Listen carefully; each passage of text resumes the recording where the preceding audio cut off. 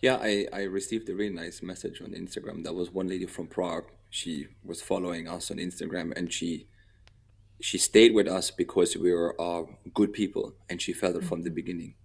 Oh.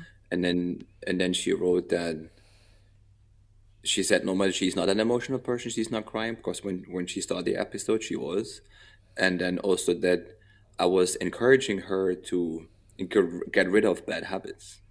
Mm. So she was more aware of that now, and she was like Mm.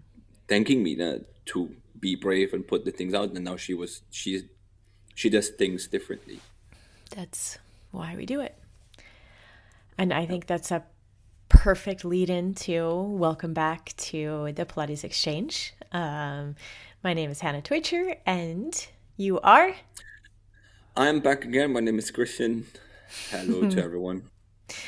Today we are going to be, yeah, talking through some, like always, some big stuff because we don't shy away from the hard things. We try to, keep it as real as possible. So, as we're going through all of these episodes, if this one feels out of context, I want you to go back and listen to the prior few episodes, so that there's context on this one. Chris, you want to tell them where are we at?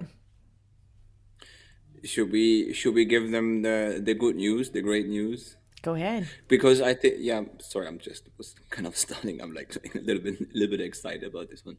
Um, the we last time we were saying that I still had to do a CT scan. I did my last endoscopy, and I was waiting for the results. And the good thing is now that I knew already from the biopsy before, because it was before that there's no sign of cancer anymore in my bladder. There is no what do you call it? No tumor, no nothing where you can say there's, so that's the good news. And then also the CT scanner was there to check if there's any metastasis, if that's correct, in body. Sometimes it goes into different organs, and it's also nothing there. So that's a big release for us. I mean, I know it sounds like I'm not really emotional because we received the news already. Of course, it was really emotional on that day, but right now it's just like kind of let's move on. Let's go back to real life. And now it's just planning the next couple of steps, planning life again, because before we're kind of holding back and like kind of we don't know what we can do because we didn't know what the final results were, and it makes no sense to plan any trips and stuff which you have to cancel because Yeah. maybe there might be some additional treatments. So my now I'm in this aftercare program. So I have already appointments for another CT scan. So once a quarter, so every 3 months, I have to go and do another CT scan, and I'll have to do another cystoscopy. I don't know how to call it in English. It's like when they go in, and it's not with anesthesia. It's just like the regular urologist is going to do it just to see if there's something else or something new or whatever. So this is what I have to do, and so I don't have any doctor's appointments basically so much, which is really nice. Just Yeah. I know it sounds weird when I say it's annoying, but sometimes you just want to heal, you want to just be by yourself. And then soon I'm also going to have a doctor appointment with a regular doctor, and we're going to talk about the reintegration, how it's going to be, because I don't want to go back into kind of again the 8 hours of teaching or something like that. Just let's see what she is going to say, how the system is, and then once I'm in it, then we can give you more information about that, because I don't know how it looks. I just did some research, but I've never done it. I've never been in this situation, so I don't want to say anything which I don't know. So, So first, the big thing is that, this is great news. And we are, we've known this for a little bit. Every time we record an episode, we need a little bit of space and time to think about when we're giving you guys more information, like how is this information going to be useful for you guys and for our listeners.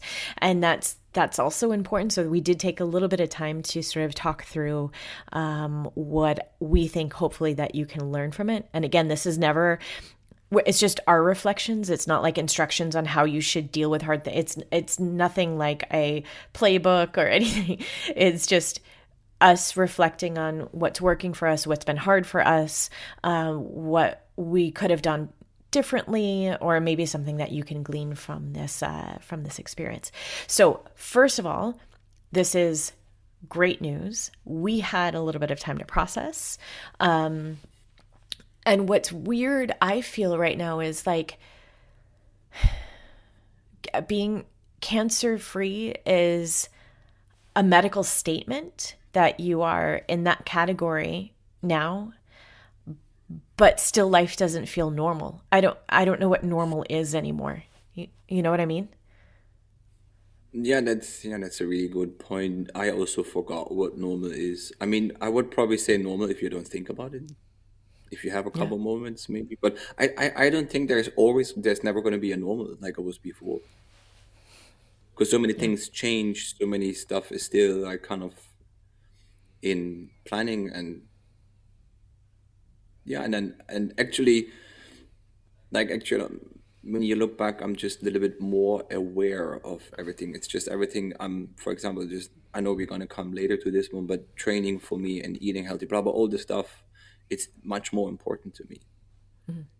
What I wanted to say is that before in our first podcast, I was also saying that don't put things in the back, don't put them on the back burner. If you have something to do, do it now. Like I said a second ago, with training is much more important to me, eating is much more important. It was important to me before, but sometimes you have these days where like kind of but it's like kind of no, they're what you call that, it's unnegotiable, the training. And it doesn't have to be like a 5 hour workout. Of course I'm exaggerating, just 5 minutes or 1 minute, a little bit of meditation, a little bit of awareness, something like that, it's enough. I'm not training like a crazy one, like a maniac, but it's like kind of just do it. And I just start, and it takes still a couple of times to really do that, but it's much more important to me. And also like planning, or I always wanted to buy whatever, something I always wanted to this one. Of course I'm not buying a Ferrari or something which is out of my league.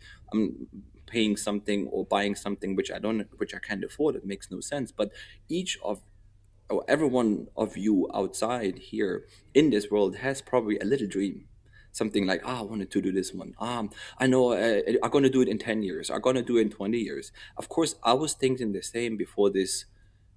Of course I was also like, oh yeah, maybe you're going to do it when the right time is there, but you don't know when the right time is. And then once you realize now it's the right time, it's the 25 years ago, and maybe you don't have the possibility, opportunity anymore to do it. So my advice is, if you have something what you always plan, what you always wanted to open a Pilates studio, for example, starting a podcast, I don't know, do it. Yeah. And then you will see. And that's what I always was thinking before. You see these people, sometimes they have this life changing events in their life, and all of a sudden they change the diet, they change their training. Probably people, all of a sudden they change. And I was always like thinking about to myself, do you really need an event like that to change? And yes, it's like, yes, yes, you need, it helps. Well, I mean, Oh, in yeah. your case, you are a very stubborn person. Like, I mean that in the most Yeah, loving yes, way. yes. Yes, yes. It's But just I mean, sometimes when I'm into something, onto something, and maybe sometimes someone is like kind of challenging me a little bit, then I'm like, okay, you don't know, which which is good. I try to use it to my advantage, not to my right. disadvantage. Right. Yes, you're But right. I don't think you need to have a catastrophic event. Maybe the thing is that you listen to this podcast and it makes you think about something, think about the direction that you're on just a little bit differently. And that's why we're putting all of this out there, right? Like, this is our time, this is our life mission, this is our what we're trying to do for everyone, is make this little corner of our community a little bit better and a little bit more mindful. And that's, we'll get to this in a second, but this is also part of what we feel is important in this lifetime that we have together, right? Yeah, it's just like, maybe I also agree. You don't need a catastrophic event like you call it, but some things are getting blurry in life, and you're just caught up with all this. I have to do groceries, I have to do this one. And I also forgot what it is important in life, or I didn't forget. It went because sometimes, of course, in order to pay your bills, you have to get up at 6. Whatever, do this. If you have goals, you have to go like this. So there were some things there. They went a little bit to the side. They got a little bit, maybe, I don't know if blurry is the right way. The right Yeah. way. The picture got a little bit, and then now the picture was there in a way before, and now it's much more present, and it always stays in front of me. I don't put it behind me. Mhm. Maybe in the end that makes more sense now. Hopefully, When you heard the news, because I was next to you, that you are cancer free, what did that feel like in your body? that always sounds so weird because somehow I was never really in a hospital. Somehow it felt like I'm on stage. I have to function. Mm-hmm. I don't know. I've never really allowed myself to be emotional in the hospital because from when I was before, I was like, when I went to all this radiation daily and doing all this stuff, I had the feeling I had to function. I had to be like being on stage, being present on just, maybe it was my fighting mode was on, Yeah. like like this one. So I was probably not that emotional on this one because, and then sometimes I was thinking about it. I guess I told you also other ones that I knew it. Mm-hmm. It sounds so weird all the time what you have to do when you go through the radiation, whatever kind of things, that you know things and they're so clear to you. And I was, of course, I was being realistic, not negative, and preparing myself and asking and doing some research what would be the next step if the outcome would be different. But in the end, to answer your question, I knew it. I was relaxed about it. And but on the other side, I felt like I had lots of weight on my shoulders because I somehow had the feeling someone like a bungee cord was holding you back, and you kind of, or the wind is coming from the front. I felt like that. On after that day, I was like, the wind was coming from the back. I had like tailwind, and I was just coasting.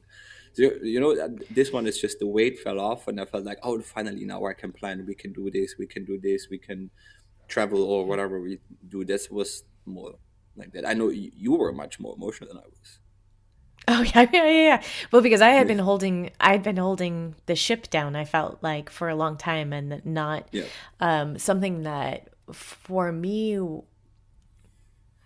Well, I have to say, like every relationship is different, and like we talked about in a prior episode, like everyone's um, sh- caregiver shape is different, or vessel. Like you do different things, you have different tasks, you have different ways of dealing with it, and you have different ways of dealing supporting your partner. And something that is both a learned behavior, but also part of our relationship is like a, that support. And what I didn't let myself do over the months was not that I didn't feel it, but I didn't let you see that I was scared.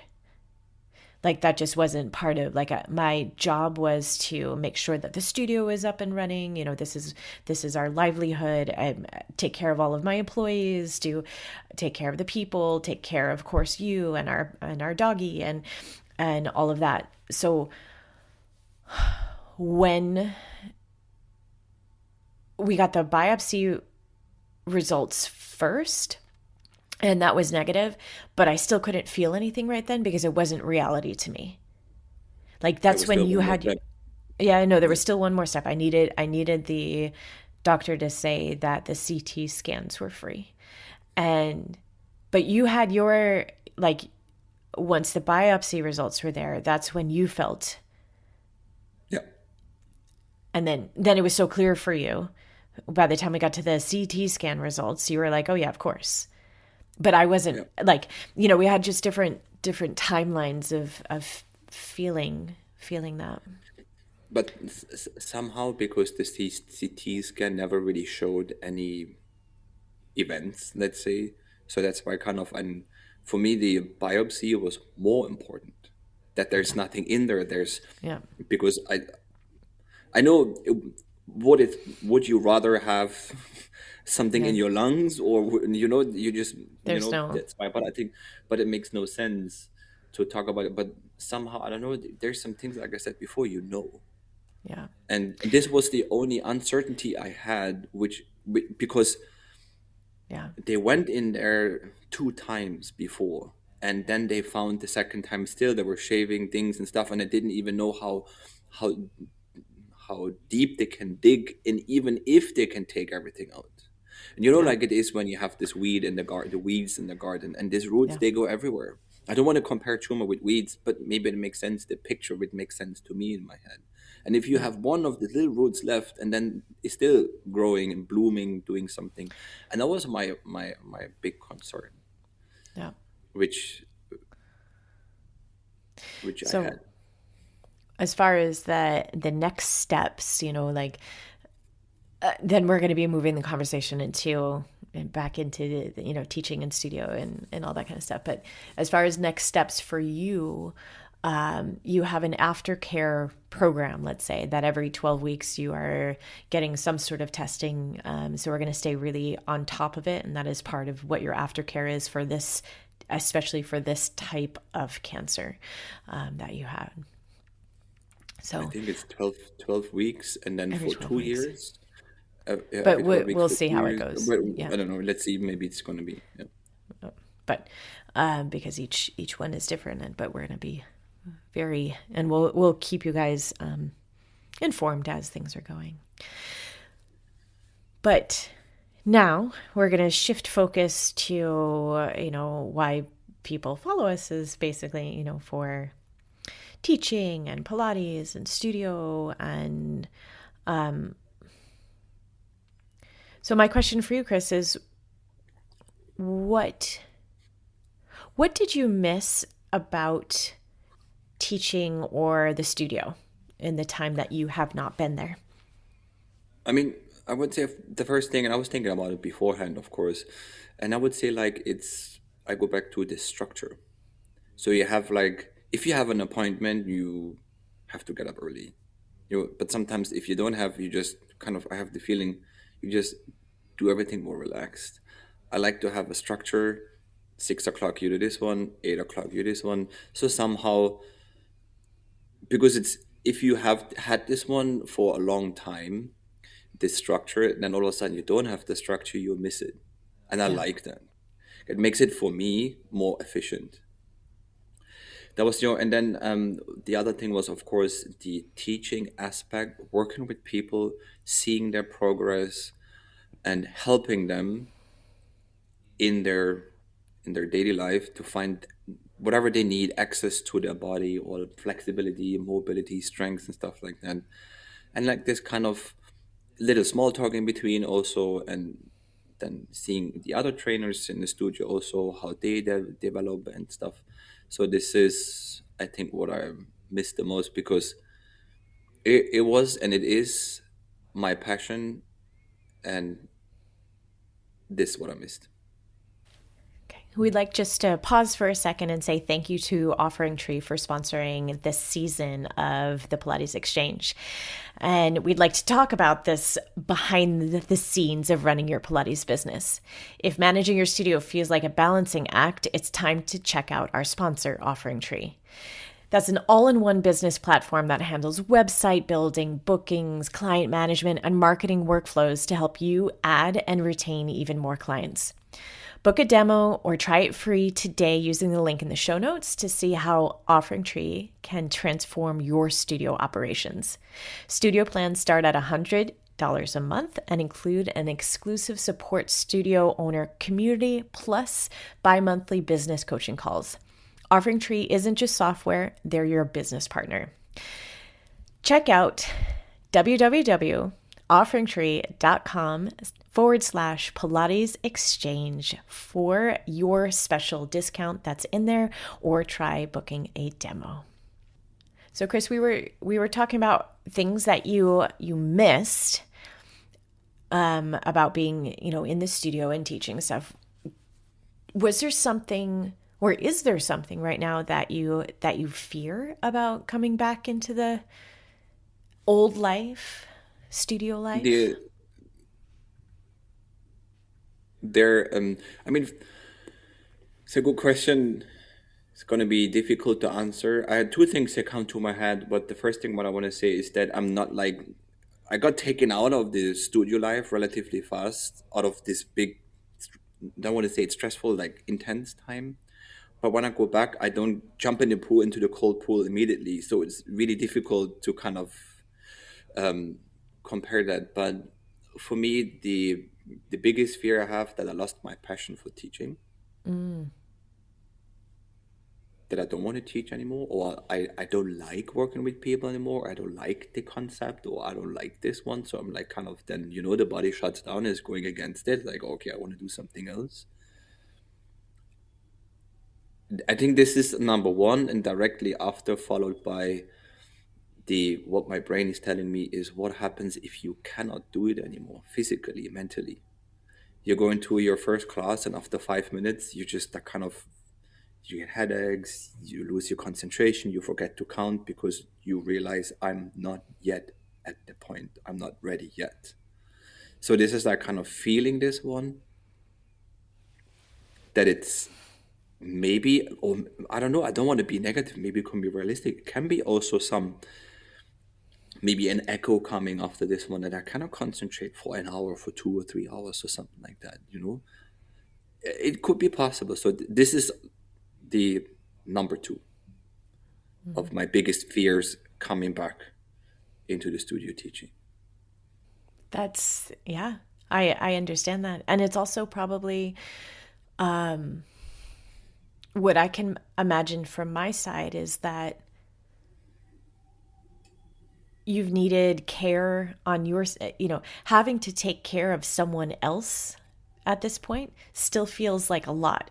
And that's what, when you're teaching, you're always taking care of the people that's in front of you, and having the time, energy, and resource, both physically and psychologically, to make room for other people, to take care of other people. Like, you know what I mean? Like, that seems, at this very moment, I mean, you're not going to be teaching for the next, I don't know. It depends on when then the doctor says you're ready Yeah, to slowly start to integrate. But I could see that is still a bit away. yeah. I mean, going off, definitely full schedule. And as far as I know, for example, when I realize in between I'm going back to work and teaching classes, doing some admin work or whatever it's going to be, that I can always go on a doctor in between and say like, I'm not ready, Mm. or it's too much for me. Can I, I'm sure that the doctor will understand it in that situation. That's also for me, like having a little backup plan. That's not like, oh shit, sorry, I don't want to say the bad words. Um, that oh, like, I cannot do it. Or Yeah. then like saying, okay, I have a backup plan. I can go back and take a little bit longer time, knowing that there is a safety net, kind of, and I'm still going to be covered and stuff. Of course, it's not going to be forever. That also gives me like, that I could kind of, the safety net is also there sometimes to relax in it. That you kind of feel comfortable, and it is there. But I don't want to, of course, get too comfortable with this. But it's nice for me to know Mm. that you have a backup plan, kind of, and can rely on it and go back to it. So there's not this pressure that you have to, you must. There's no other way, and there's only this one way you have Mm. to go. Does it does it bother you that when you come back there'll be a lot of people that ask a lot of questions? Or is this I was something that helps you process? I think I was thinking about that also. Of course, there are going to be some people, they're going to be really respectful. Everyone is different. I don't want to say what is right or what is wrong, he's bad or whatever. There's going to be some questions, and people are going to be respectful. They're going to just say, like, nice to see you. You look great. Something like that. Some other people are going to come straight and I want to ask questions. I'm kind of prepared myself for that because I know a couple of people, clients, they are like that, which I don't say which is good or bad. I'm just saying that people are different. People are like that. Some people maybe have this, And people yeah, show okay, care and interest and love and differently. then they That's should, yeah, in a different way. Yes, let's put it like that. So, and I was thinking, and then I just have to also set boundaries and say, now it's not the right time to talk about it. Can we do it after? Or I don't want to talk about it. Yeah. And I decide also, and I can be selfish, to who I'm going to show my emotions, the things, and stuff like that. I don't have to give the full story to someone. And there's also some people, they take the energy from you and they want more. But then I have to decide already for me, myself, no, I don't want to talk about it right now. That's the wrong moment because we're in an environment. Let's go out for coffee or whatever if you're really interested, or listen to the podcast. Something like that. And I know, and I kind of prepared myself, and I'm not really a person before like who was good at setting, showing boundaries. But there's something where I say that I can grow, that I will learn, and I think I'm aware of that. Yeah, because it's an interesting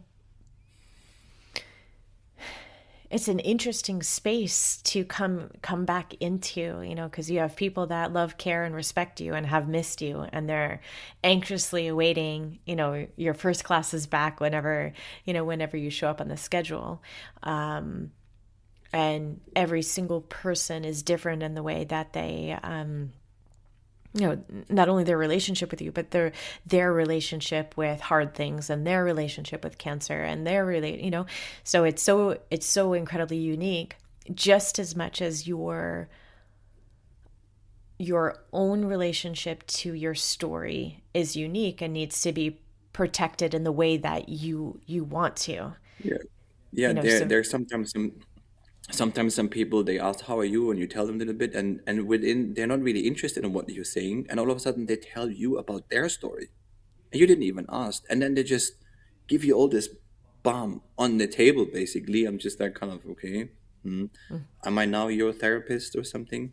In this way. So there, I have to say like, yeah. no, I'm done. I don't want to deal with it. I'm sorry. That's where And my then my wall shuts down, because I don't want to just sit there, stand there like, I then some people want to share their story, right. And I but that's think why I would, yeah.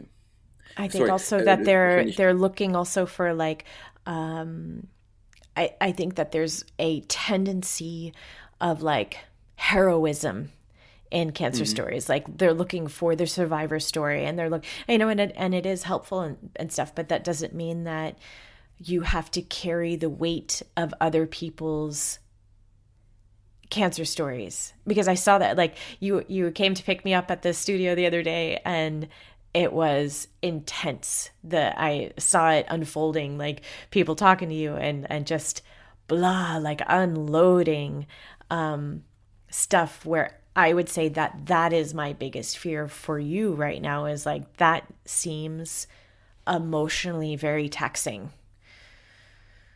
Yeah, no, no, yeah, I know. I realize that's why I'm also saying that what happened is, and then I'm just like kind of. I felt on that when I felt this once from other people. I was just there like, and I was already not emotionally attached or something.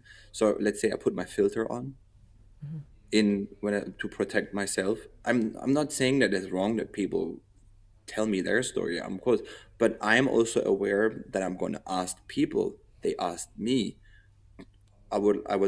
Do you want to hear the full story? You want to hear the short story? I don't want to bore you, because sometimes some people have the tendency, they talk and talk about the things what bothered them and all the stuff. And I don't want to be one of those people. I want to just, if someone is interested, of course I'm going to tell them everything, and if they want to have every detail, I'm going to tell them every detail if they have time. It's But I don't want to just have a monologue from like half an hour, and the other person is like, uh-huh, uh-huh, and then you feel like that it's not interesting. But it's Yeah. also completely different story, and I'm not saying which is right, which is wrong, which is bad, which is not. But we are outside. People there, everyone has a different way how to deal with it. So please don't get it in a wrong way. What I just said, it's just everyone is different. Yeah. Well, I mean, I think it comes into, a very specific type of situation that we have with a lot of people. In teaching, you you're responsible for taking care of not only the bodies but also like the surroundings and the environment and the emotional landscape within the courses, within the training that you're taking. And it's no, like I said, it's a lot of giving, and that's a different, that's a different place to be in when you're having to give a class, and when people are asking and they're taking, and when they're taking more information than you would like to give at that time. Like there has to be those like boundaries that are in there, Hmm. I guess. Because like you said, it's a different thing. Like, are they looking for just a conversation? Are they looking for this full story? Are they looking for the facts? Are they looking for reassurance because they've gone through something hard, or one of their family members is going through something hard? So are they looking for the reassurance from you that everything is going to be okay? You know, like, For them. yeah, exactly. And I do think that your story gives hope, but that with that, then there's like emotional, responsibility there. It seems like you don't have to take on the responsibility, but that's what I'm saying is like talking about re-entry is really re-entry into that normal studio life is really it requires more care than just, oh, I'm going to show up and start teaching, I think. Yeah, I mean, it's also for me, I think that there are probably some things that would be really stupid going back from one to the next day and teaching 6 hours in a row, or being there from 8 o'clock in the morning until 9 o'clock in the evening. That would be really irresponsible. And I'm also aware of that. There's some things I can do wrong, definitely, but I want to do it the right way and find my way back in teaching. And then I have to ask myself also, how many hours do I want to teach? How do I want to maybe change my life? How do I want to do things differently before? Because now basically I went to reset to zero, and then from there I can start. And that's the biggest question is, I was, I was like, I always like this question. It just came to my head. I asked someone, maybe to the listeners out there, you can also ask yourself, if you have two opportunities, like one thing you can change right now, and think like the Cinderella one, that you can change it right now, and what is one thing you would like to keep in life? And then if you then my inner conversation started with this one when I asked myself what you want to change is the working situation, Yeah. which is important, but you have to define it a way. But so many people are like, oh yeah, I always have this 80 whatever hours, stuff like that. I mean, you can change it. It costs energy. You have to maybe go through this and that as possible. Yeah. And then one thing you want to keep, like it is. I mean, I think you're right. Like sometimes as teachers and studio owners, you feel like a victim of the schedule that you created, and that's the point. The point is that you created this.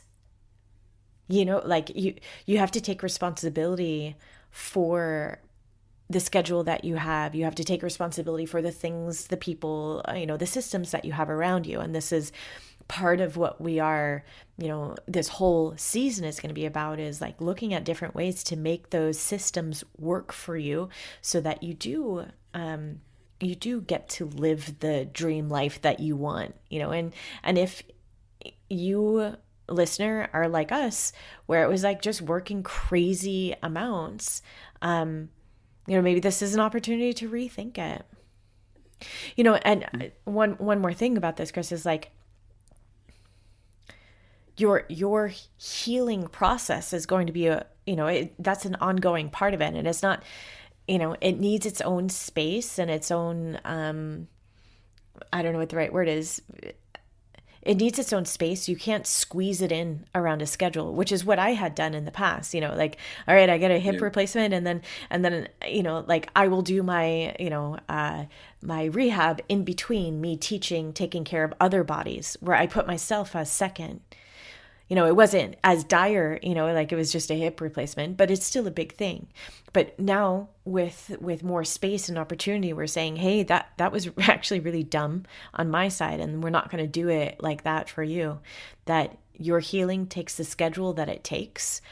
And we create space for that. And this is the biggest opportunity that we've had to restructure everything to say, this is important to us.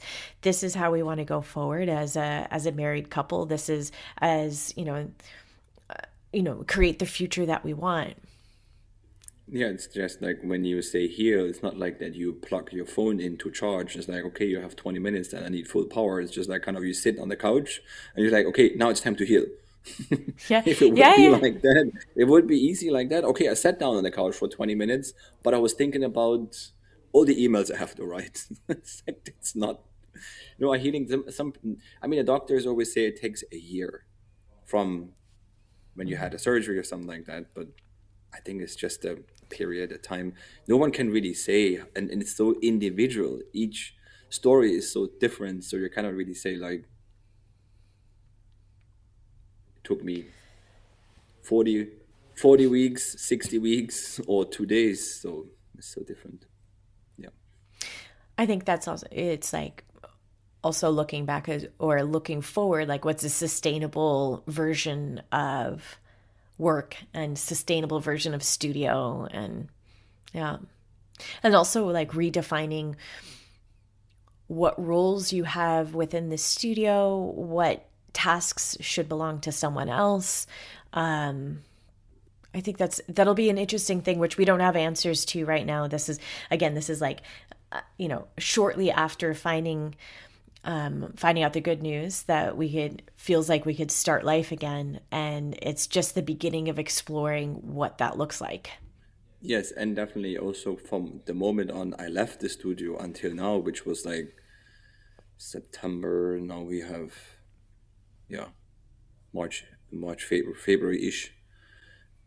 It's over half a year ago, and everything's changed. There's so many different people, we have more trainers now on schedule, and so many different things. So I also have to find my position in there. What can I do to help? And it's like, no, I go back, go to the side. I'm going to do what I've done before, but the studio developed in a different way. So it's like when you go back to work and all of a sudden someone else is sitting at your desk, just also for my side, being flexible. It's like, okay, how can I help? How can I support you? What can I do? It's not like going back and doing my own thing and pushing everyone to the side. That makes no sense. No, this is my class. Now you're not teaching it anymore.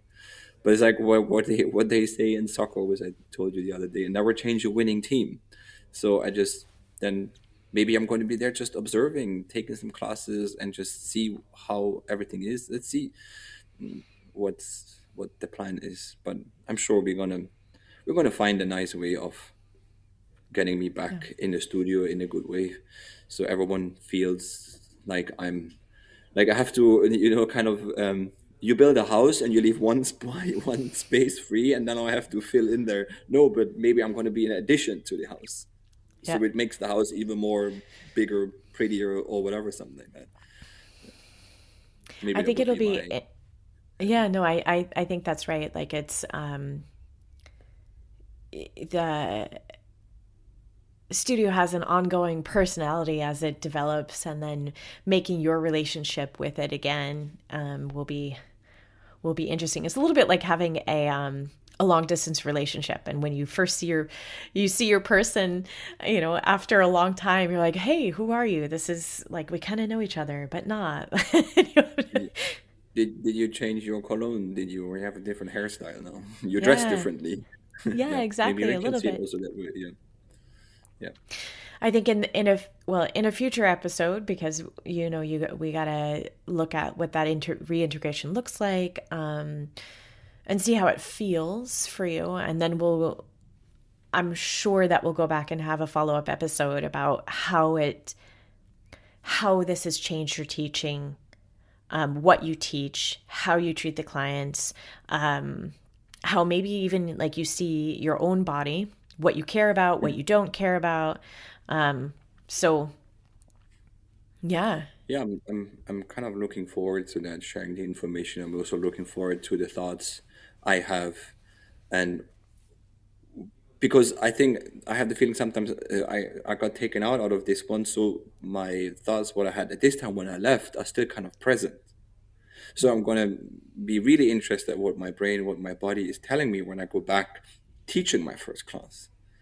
and then maybe the first class, and or maybe I have to teach a couple of classes, and I can find a thought process, some thoughts I can change, I can share. I'm looking forward to this one also for my own experience, not only for sharing the experience. To see, first of all, I have to find my way, my situation back again, and then I try to put it in words. And of course, I would like to share that. It would be interesting. So if someone is listening to us and they are in the, let's say, the messy middle of it all, they're in treatment, in active recovery, which is where I would put you right now, or in the caregiving side of it, what would you want them to know? Um, there was someone told me when I was in this chemo treatment that you should think one day at a time. Don't think about, because this is what I did, and I took it relatively. I took it to my heart. So mini story, because I always had to call the cab taxi firm, because I was not allowed to drive, to bring me to the radiation and back, and I only knew my radiation appointment. I only received it when I was done with the radiation, and then I had to call and blah blah blah and make the next one, pick up time, stuff like that. So in the evening before I went to bed, I organized my next day, not in the morning of the day thinking about the next 2 weeks. So what is the most important thing is that you think what is right now. Tomorrow you don't know. Yesterday was yesterday. That helped me. So otherwise you see this big cloud, or let's say the wall. You don't know. You can't look through. You don't know how to, you know. So that will help me. Think of now, where you're at, and don't think about tomorrow or yesterday. That helped me the most. Thank you for that. I Yeah, I could agree with that. Some, they always say like one step at a time, and I always felt like the most overwhelm and panic that I was always getting was if I thought too many steps ahead. It was too many possibilities, and I really had to focus on, okay, one day at a time, one step at a time, one task at a time, and that kept me grounded enough to go forward. So I Hmm. think that's not only for active recovery, but I think that's a good teaching advice. I think it's good business advice, as well. It's Hmm. good to have good goals and big plans and all the things, but you can only do one thing at a time anyways. Yeah, but also in this case, when you're in the middle of the treatment, you don't know what's going to be tomorrow. Yeah. No, what's going to be in the next month, in the next year. You don't know. You can think about it. You can hope. You can pray. Whatever helps you, of course, do. But in the end, you don't know. So that's why if it's just living in the future or living in the past, makes no sense, because that's not life, unfortunately. Yeah. To me, there are people out there that disagree. Fine. I'm also open for conversations about this one. So that's Yeah. fine. I'm not telling you this is the only way. It's just what helped me. Yeah. Well, Yeah. that was the question. What helped you? Good. I think, in a future episode, like we said, we'll tackle other aspects, but it was important for us to let you guys know where we're at right now. And as we're discovering what like re-entry into it actually feels like re-entry into life again. But like we're trying to handle it with as much honesty as possible, boundaries that we never really had before. But redesigning, yeah, redesigning. That's what I would say this is. Hmm. Yeah, Starting from scratch starting from scratch. Take you know with take. lots of experience. Yeah, exactly, exactly. It makes no sense what I just said, but it sounds good. All right, my friends. I We are wishing you happy teaching, and we are going to see you hopefully in the next episode on the Pilates Exchange. If Of course, if you have any questions for us, please reach out. If you feel like this episode would be helpful for a friend, share it. That helps us as well. And I would like to say thank you as well. Thank you for listening. All right. Bye, you guys. Bye bye.